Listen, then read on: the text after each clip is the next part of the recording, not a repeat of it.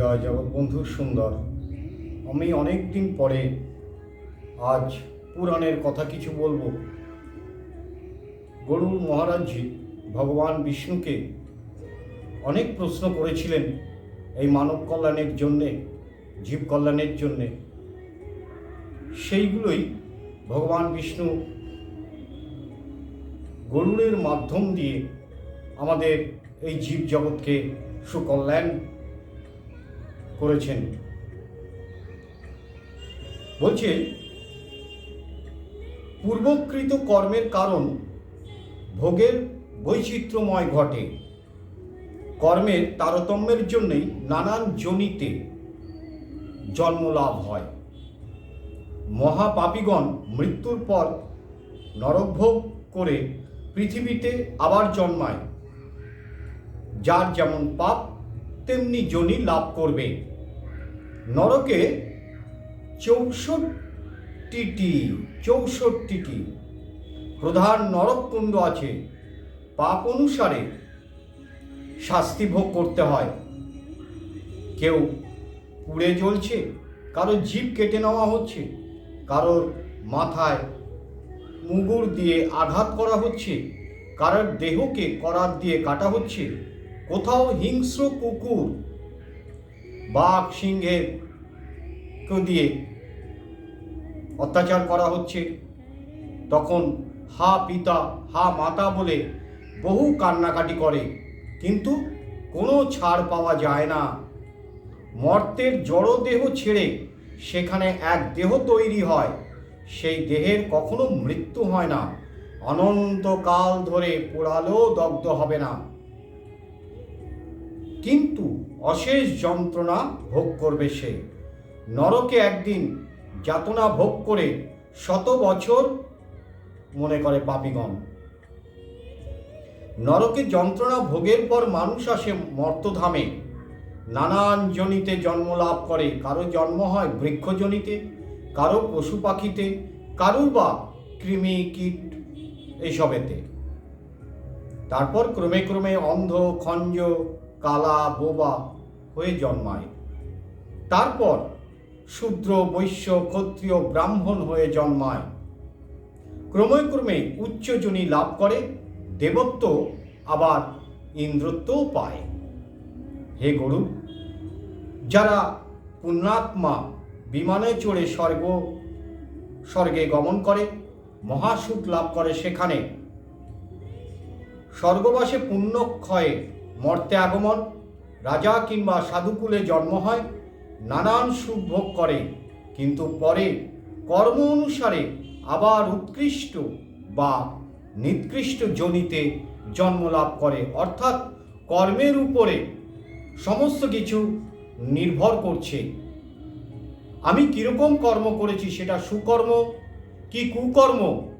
যদি সে সুকর্ম করে থাকে, উচ্চ বংশে বা ব্রাহ্মণ কুলে, ধনী কুলে সে জন্মগ্রহণ করবে বা সাধু কুলে জন্মগ্রহণ করবে। আর যদি কুকর্মের ফল হয়ে থাকে, তাহলে সে কি হবে? বিভিন্ন হিংস্র পশুতে আবার গমন করবে, আবার সেই নরক যন্ত্রণা ভোগ করতে হবে তাকে। বলছে, প্রত্যেকটা জীবেরই জন্মালেই মৃত্যু। পাপীর অধোগতি অর্থাৎ নিম্নগতি, আর পুণ্যাত্মার ঊর্ধ্বগতি অর্থাৎ উচ্চ দিকে গতি। জীব তার ইন্দ্রিয়গণের সনে দেহ থেকে দেহান্তরে গমন করে, কিন্তু এই দেহ বায়ু, পিত্ত, শ্লেষ্মা, পুরুষাদি শরীরে সৃষ্টি সকল ব্যাধি, সপ্ত ধাতু, মেদ, মাংস, অস্থি দেহের সঙ্গেই শেষ হয়ে যায়। তাহলে মৃত্যু হওয়ার সঙ্গে সঙ্গে, দেহ ত্যাগ করার সঙ্গে সঙ্গে আমার শরীরে যে অস্থি, মেদ, মাংস যা আছে বা সকল ব্যাধি রয়েছে জড়ানো, সেইগুলো কিন্তু সব শেষ হয়ে যায়। জীবের জন্ম হয় 4 ভাবে। আবার যখন জন্ম হয় জীবের 4 ভাবে। কিভাবে? সেদজ, উদ্ভিদ, জরায়ুজ ও অন্ডজ। এই 4 প্রকার ভাবে জন্ম হয়ে থাকে জীবের। হে গরু, গর্ভাবস্থায় জীবের যেভাবে সৃষ্টি ও বৃদ্ধি হয় তা আমি বলছি, শোনো। তাহলে আজকে এই পর্যন্ত।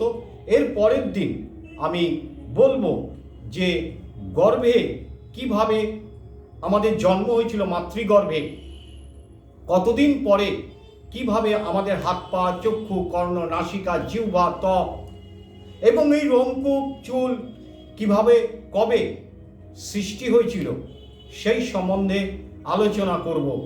এগুলো বিস্তর অনেকটা বলতে হয়, তাই সময় লাগে।